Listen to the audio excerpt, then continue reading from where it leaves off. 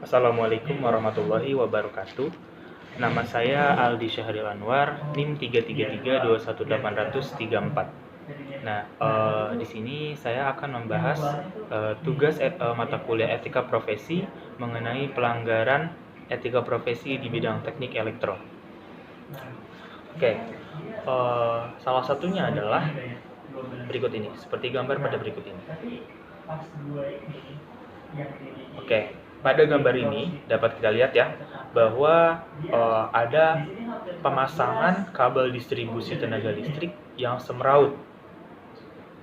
Oke, nah kenapa saya bilang ini adalah salah satu pelanggaran etika profesi di bidang teknik elektro? Karena pemasangan kabel distribusi yang semeraut tersebut tidak sesuai dengan standar pemasangan yang seharusnya. Oke, pada kejadiannya, misalkan listrik di masyarakat mengalami pemadaman atau misalnya mati listrik yang bisa kita sebut. Nah, biasanya masyarakat itu menganggap faktor yang menyebabkannya itu faktor alam, misalnya gangguan hewan, kemudian petir, angin seperti itu, ataupun misalnya pohon tumbang seperti itu. Nah, sedangkan jika kita lihat pada gambar ini, pemasangan kabel distribusi yang semeraut tersebut, nah ini juga bisa menjadikan faktor yang menyebabkan listrik itu tidak sampai ke konsumen atau ke rumah warga atau terjadi pemadaman seperti itu. Kenapa? Karena pada pemasangan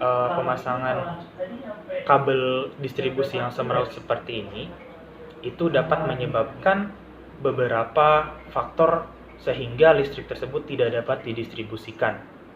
Oke, contoh yang akan saya bahas. Nah, yang pertama, nah jika kita memasang kabel distribusi seperti ini ya, nah ini salah satunya akan mengakibatkan kabelnya terkelupas karena kan itu kan semeraut ya, banyak kabel-kabel bertumpukan dalam satu daerah tersebut.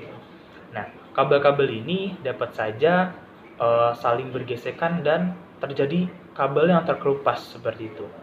Nah, apabila kabel terkelupas kan itu dapat mengganggu jaringan aliran listrik seperti itu.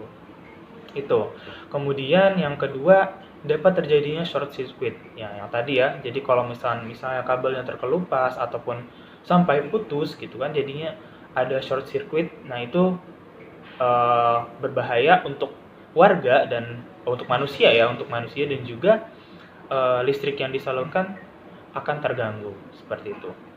Kemudian dari kabel yang semeraut itu dapat menyebabkan kebakaran. Nah, kenapa bisa menyebabkan kebakaran juga? Karena kabel-kabel itu kan panas ya, lama-kelamaan akan panas. Jadi kalau misalnya semeraut seperti itu, panasnya itu akan bertumpuk. Nah, kalau misalkan suhunya terlalu tinggi, nah itu bisa mengakibatkan munculnya api seperti itu. Kemudian yang terakhir, pada pemasangan kabel yang semeraut seperti ini dapat mempersulit bagi teknisi ya jika ada gangguan listrik yang terjadi. Nah, ya, misalnya pada kabel-kabel yang semeraut ini misalnya ada gangguan